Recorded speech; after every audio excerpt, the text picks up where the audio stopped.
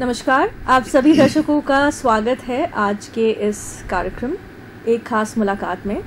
आज हमारे साथ मौजूद हैं अरिहंत सुपर स्ट्रक्चर्स के CMD mister Ashok Chhajed.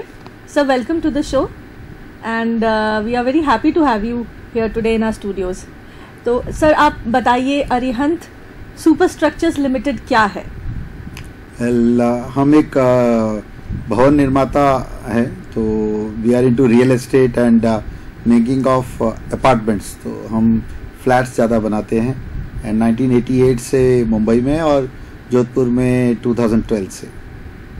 Sir, जैसा कि आपने कहा कि मुंबई में आपकी प्रेजेंस है और जोधपुर में भी आप फ्लैट्स बनाते हैं, थोड़ा ये मैं जानना चाहूँगी कि वाई जोधपुर? वेल, मैं जोधपुर डिवीज़न से बिलोंग करता हूँ and as a listed company जब भी बोर्ड ने सोचा कि एक 2 टायर सिटी में भी स्टेक होना चाहिए कंपनी का to derisk its businesses, तो मेट्रो सिटी के बाद में हमारे लिए जोधपुर इसलिए चयन करना आसान हुआ क्योंकि हम यहाँ पे लोगों को जानते थे, यहाँ के गलियों को पहचानते थे और हमारे लिए यहाँ पर आकर अपना परिचय देना एक बड़ा आसान सा बात था।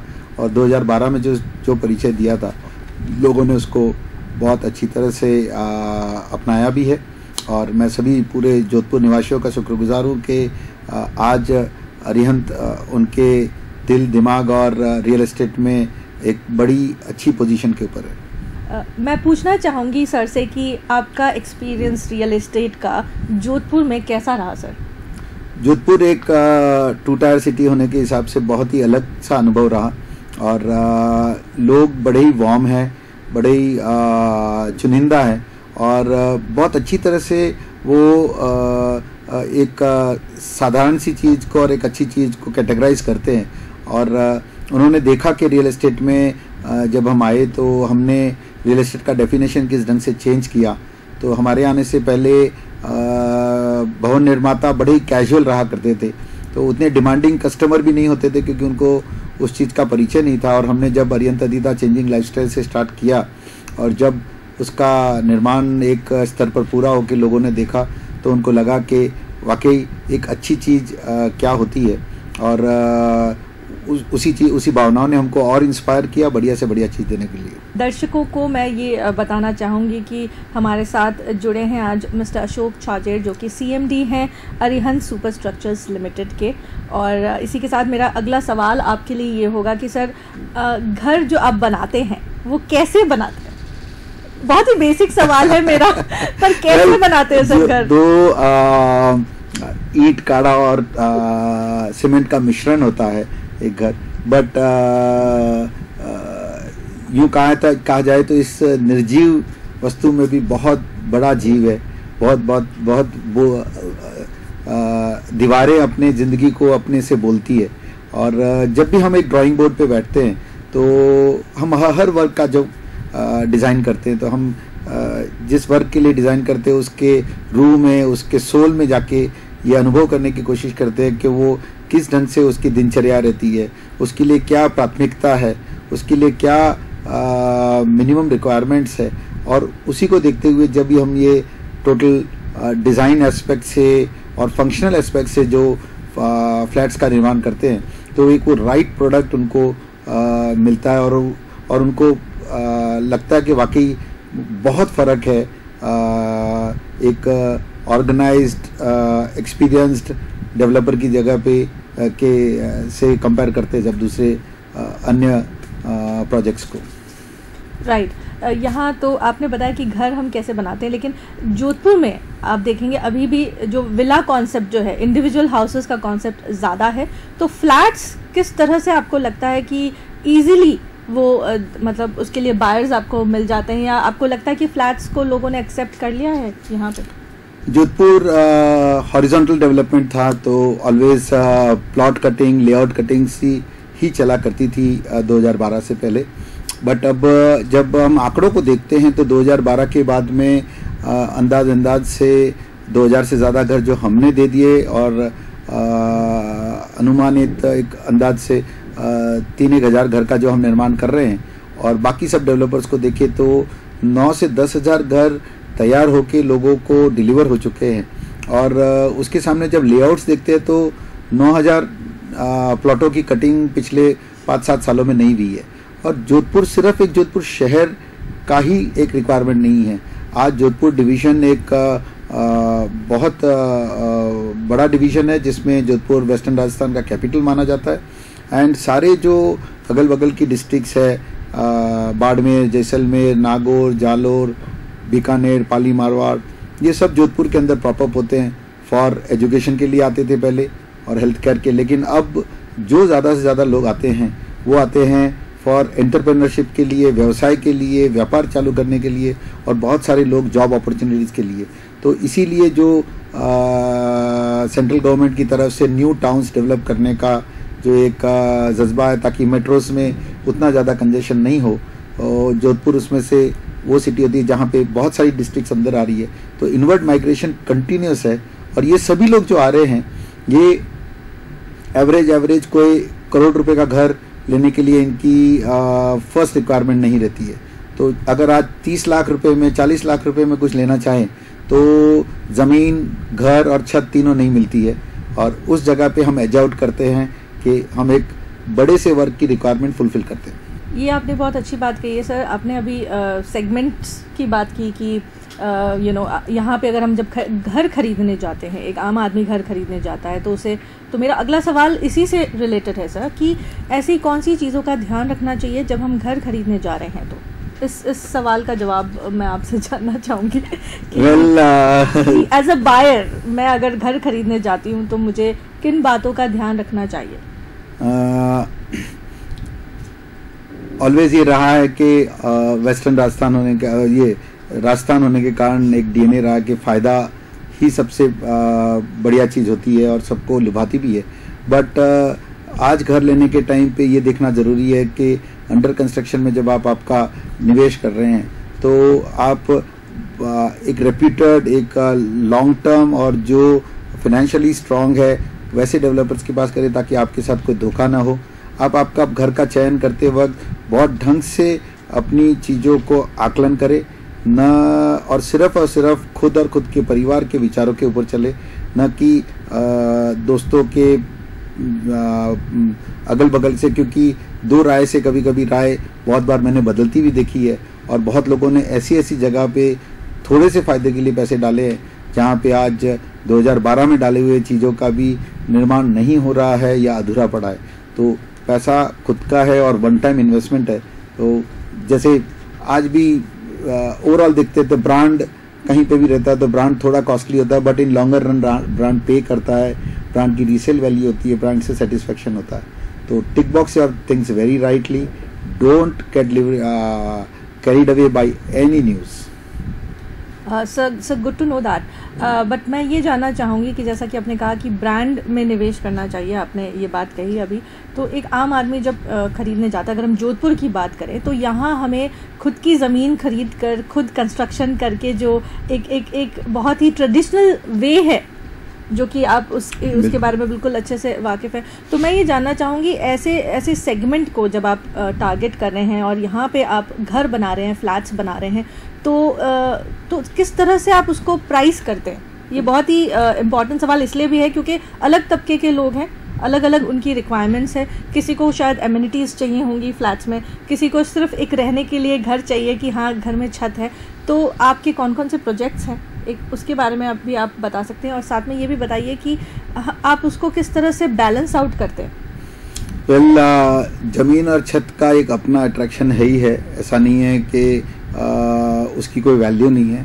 लेकिन आज के टाइम में जब जो पिछले 2-3 सालों में जोधपुर शहर में देखा गया कि जहाँ, और ये अक्सर ऑल अक्रॉस ग्लोब हुआ है, जब शहर बढ़ा है, जब आबादियाँ बढ़ी है, तब बहुत सारे बाहर के लोग अंदर आते हैं, और तब जो एडमिनिस्ट्रेटिव व्यवस्था है, जो लॉ एंड ऑर्डर की व्यवस्था है, उसमें और सतर्कता की ज़रूरत पड़ती है, क्योंकि बहुत सारे अनजान लोगों के कारण लॉ एंड ऑर्डर में कहीं ना कहीं डिफ़िकल्टी आती है।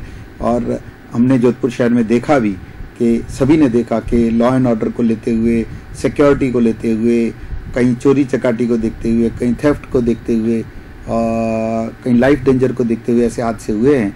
और ये सिंगल बंगलोज में ऑलवेज ये एक थोड़ा सा इसका कह सकते हैं कि नेगेटिव पॉइंट रहता है, बट अपार्टमेंट में आपको उसके एवरेज में जो मिलता है वो सिक्योरिटी मिलती है, प्लस जितनी फैसिलिटीज़ और एमिनिटीज़ मिलती है, जैसे हमारे प्रोजेक्ट्स में वी आर गिवन अप एक फुल थिएटर हमने दिया हुआ है, रेस्टोरेंट्स है, पूल है, जिम है, जितनी व्यवस्था, इतनी व्यवस्थाएं एक बंगले में या तो बनाई नहीं जा सकती और बनाए तो उसको मेंटेन नहीं किया जा सकता। तो कुछ वर्ग जहाँ पे परिवार थोड़े से छोटे से परिवार है, संकीर्ण परिवार है, जिनको बहुत बड़ी जगह की ज़रूरत नहीं है, वो लोग अपार्टमेंट में की तरफ भी जा रहे हैं, और कुछ लोग वो भी है जो आज भी बंगलो लिविंग में, बिकॉज बंगलो का स्टेटस अपने आप में एक अलग स्टेटस भी है। कहने का मतलब ये सर, जो मुझे समझ में आया है कि जो सिक्योरिटी एस्पेक्ट है वो एक बिल्डिंग में या फिर गेटेड कम्युनिटी में वो बहुत ज़्यादा सिक्योर रहता है और वो बैलेंस्ड आउट हो जाता है, शेयर आउट हो जाता है, कॉस्ट जो है वो शेयर आउट हो जाता है, if I have understood it properly. So basically जो एक इंडिविजुअल घर में जो एक हम उसको ओन नहीं कर सकते, वो एक अलग एक एडिशनल कॉस्ट होता है, वो जब हम एक फ्लैट खरीदते हैं तो हम बेसिकली वो शेयर करते हैं। बिल्कुल, और उससे ज़्यादा जो एक कम्युनिटी लिविंग का आनंद मिलता है, एक जैसे पहले बहुत बड़े बड़े परिवार हुआ करते थे, काका मामा सब लोग, मतलब 2-3 पीढ़ियां साथ में भी रह लेते, जॉइंट फैमिली, वो कल्चर धीरे धीरे कम हुआ है। तो ये जॉइंट फैमिली जैसा कल्चर नहीं होते हुए भी लेकिन कम्युनिटी कल्चर है, तो लोग आपस में मिलते हैं, विचार एक एक्सचेंज करते हैं, तो that gives an personal development also. जो जनरली लेआउट्स के अंदर लोग अगल बगल में एक दूसरे के साथ उतना ज़्यादा मेल जोल नहीं रहता है। बॉम्बे में आपका एक्सपीरियंस और जोधपुर में आपका एक्सपीरियंस का अगर मैं आपसे पूछूं कि किस तरह का, is there any difference? Definitely there has to be a difference because Bombay is a metropolitan city and Jodhpur अपने आप में एक जगह है जहाँ पे एक अलग ही तरीके से आप लोगों तक पहुँचते हैं। तो उस एक्सपीरियंस के बारे में थोड़ा सा बताइए आप दर्शकों को। वेल, मेट्रो सिटी का तो एक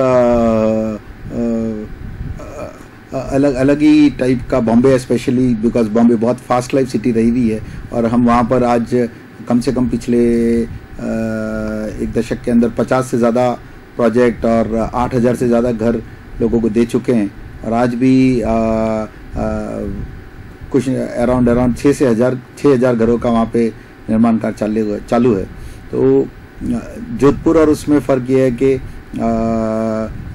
जोधपुर के लोगों के पास थोड़ा सा समय है, वहाँ लोगों के पास समय नहीं है, तो उनका क्लोजर टाइम या उनका चीज़ों को आकलन करने के लिए उनके टिक बॉक्सेस कम है, और जोधपुर में लोगों के पास टिक बॉक्सेस थोड़े ज़्यादा रहेंगे क्योंकि उनके पास समय है, वो कंपैरिजन अच्छा कर सकते हैं। तो दोनों अपनी अपनी जगह पे रिस्पेक्टेड है। सर, मैंने देखा कुछ लोग सिर्फ इन्वेस्टमेंट पर्पस के लिए घर खरीदना चाहते हैं, तो उसे हम किस तरह से हम डिफाइन कर सकते हैं? कुछ लोगों को घर चाहिए होता है कि हमें रहना है। वेल, आज भी अक्रॉस इंडिया अगर कोई देखा जाए तो रियल एस्टेट एक वो एसेट क्लास है जहाँ पे सबसे ज़्यादा आसान है एक आम आदमी को समझना, बिकॉज ओवरऑल अगर ग्लोबली देखते हैं तो एसेट क्लास में इक्विटीज़ यानी शेयर मार्केट एक आता है, गोल्ड एक चीज़ आती है जिसमें निवेश किया जाता है, प्रॉपर्टीज़ एक चीज़ आती है जिसमें निवेश किया जाता है, फिर प्राइवेट इक्विटी फंड्स और वेंचर फंड्स करके आते हैं। तो आम आदमी या majority of the Indian population जो है वो इक्विटीज़ को समझ नहीं पाते हैं, वो शेयर मार्केट को नहीं समझ सकते हैं, उनके लिए फिर वो एक SIP के सिवाय और कोई दूसरा रूट नहीं रहता है जिसमें भी वो किसी न किसी पे निर्भर रहते हैं।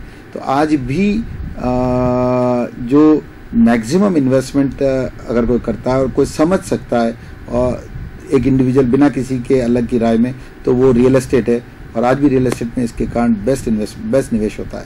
तो निवेश इन्वेस्टमेंट करना, और साइकिल ऑलवेज रहता है, कभी प्लस कभी माइनस का, तो वापस साइक्लिक दौर में जब भी साइकिल आता है तो इन्वेस्टर फिर से अंदर आ जाते हैं। तो मेरा 100% विश्वास है कि पिछले जो 2-3 सालों में इन्वेस्टर्स थोड़े से दूर से रहे थे, वो पिछले 1-2 महीने से 3 महीने से जो वातावरण दिख रहा है अक्रॉस इंडिया, अब कोई रियल एस्टेट को लेके फुल नेगेटिव बातें नहीं करता, और जब पूरी नेगेटिव बातें नहीं करता है तो अपने आप ही उसमें कहीं ना कहीं पॉजिटिवनेस है।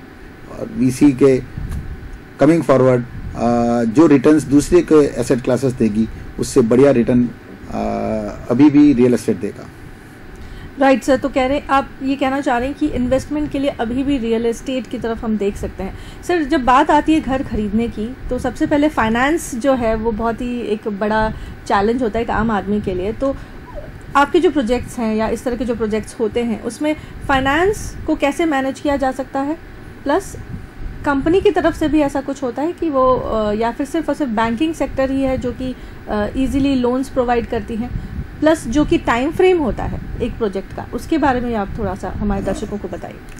आर्यन के सारे प्रोजेक्ट्स में सभी लीडिंग बैंक्स हाउसिंग लोन्स देती है एंड ऑलमोस्ट 90-95% तक के वैल्यू तक एक इंडिविजुअल को लोन मिल सकता है और टोटल फैसिलेशन जो रहता है वो हमारी ऑफिस करती है किसी भी होम बायर के लिए, ताकि उसको ज़्यादा से ज़्यादा लोन या जितना उसको चाहिए वो लोन मिल सके। And about completion of the project के लिए बात करें तो मेजॉरिटीली हमारी कंपनी ने कभी भी कोई प्रोजेक्ट अधूरा नहीं छोड़ा है और ये लोगों ने भी देखा है कि यहाँ पर भी पिछले 2-3 सालों में भी जब अन्य जगह पर रियल एस्टेट ठीक नहीं कर रहा था, लोगों ने उसको स्टॉप कर दिया या अधूरा छोड़ दिया, Arihant has always delivered and in the fashion, in the way what we promised and what we envisaged, and whatever the design was told by us, it was exactly to that same standards. Right sir, that was really very much informative because finance जो है वो major role play करता है और आज की तारीख में जैसा कि आपने कहा अगर ये काफ़ी easily available हो जाता है तो हाउसिंग में मतलब एक हाउस लेने में, घर लेने में एक आम आदमी आसानी से जो वर्किंग है वो ले सकते हैं। सर, मैं आपसे ये भी पूछना चाहूँगी कि ये जो घर हैं आपके जितने भी प्रोजेक्ट्स हैं वो कितने अभी तक बन गए हैं और कितने अभी आपके मतलब पाइपलाइन में है और आने वाले सालों में आप और क्या लेके आने वाले हैं जोधपुर के बाशिंदों के लिए? वेल, जोधपुर में है तो अब कोई हमारी कंपनी ने कभी भी कोई एक प्रोजेक्ट के लिए कहीं पे कदम नहीं रखा है, तो शायद हम जोधपुर को और आने वाले एटलीस्ट कुछ नहीं तो 50 से 70-100 साल तक रियल एस्टेट में अलग अलग ग्रुप में सर्विसिंग करते रहेंगे। एंड नए प्रोजेक्ट्स में भी 2018-19 में नए फेजेस, नए प्रोजेक्ट्स का लॉन्चिंग का प्रोग्राम है और दर्शकों को उसके लिए अच्छी स्कीम्स मिल सकेगी। And so be tuned, surely बढ़िया चीज़ें आएगी। That's awesome to know sir. Sir, एक ये बताइए, रेरा का नाम बहुत सुनते हैं हम, रेरा रजिस्ट्रेशन, थोड़ा उसके बारे में बताइए बिकॉज लेमैन लैंग्वेज में even I want to know what is RERA registration और ये बिल्डर्स को किस तरह से अफेक्ट करता है या इसका काम किस तरह से होता है, उसके बारे में थोड़ा सा बताइए आप। रेरा का जो तत्व था वो बना हुआ इसलिए था कि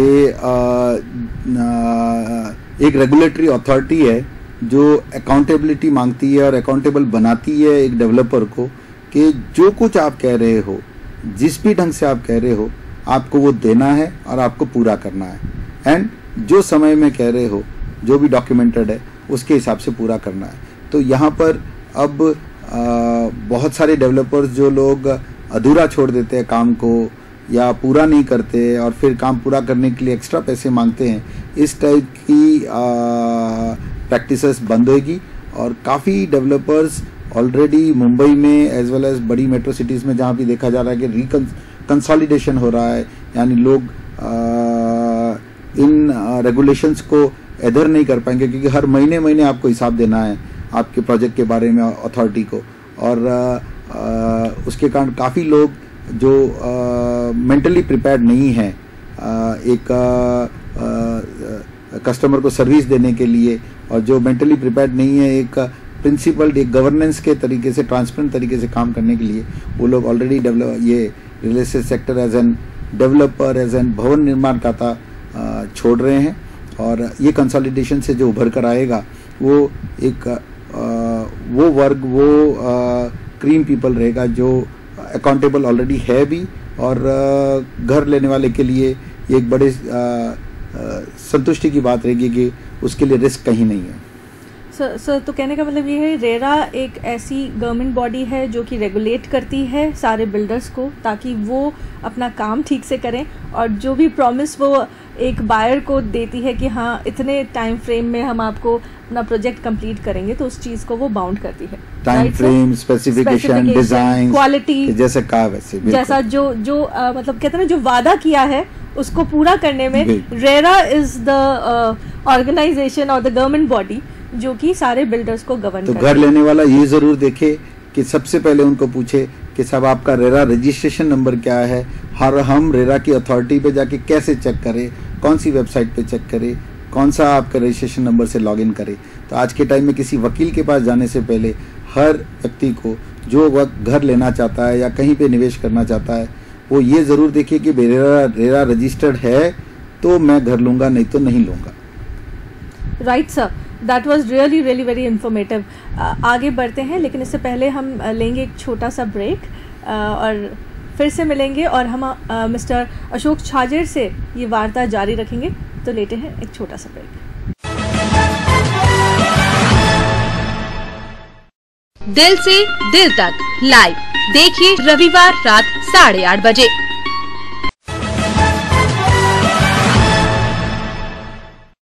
ब्रेक के बाद आप सभी का स्वागत है आज के हमारे शो जिसका नाम है एक खास मुलाकात, और हमारे साथ मौजूद हैं अरिहंत सुपर स्ट्रक्चर्स लिमिटेड के CMD mister Ashok Chhajed.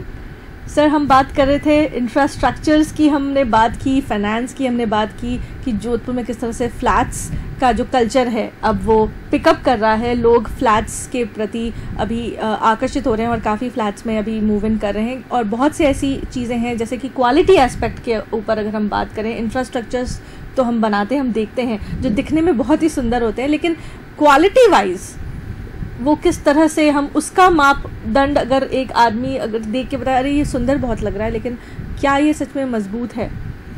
when we talk about how do we define that? Quality सिर्फ सुंदरता के ऊपर या फिनिशिंग के ऊपर खाली नहीं मानी जा सकते, बिकॉज वो भी ज़रूरी है। एक चीज़ होती है टेक्निकल, तो टेक्निकल के लिए कोई भी चीज़ सही टेक्निकल कराने के लिए जो मेन चीज़ों की ज़रूरत पड़ती है वो होता है अनुभव, क्योंकि अनुभव ही आपको एक अच्छा टेक्निकल प्रोडक्ट लेके आने देता है। तो जैसे हमारी कंपनी आज ऑलमोस्ट 25 साल से ऊपर है, तो हमने उसको धीरे धीरे 25 सालों में सीखा है कि किस टाइप का घर बनाना चाहिए।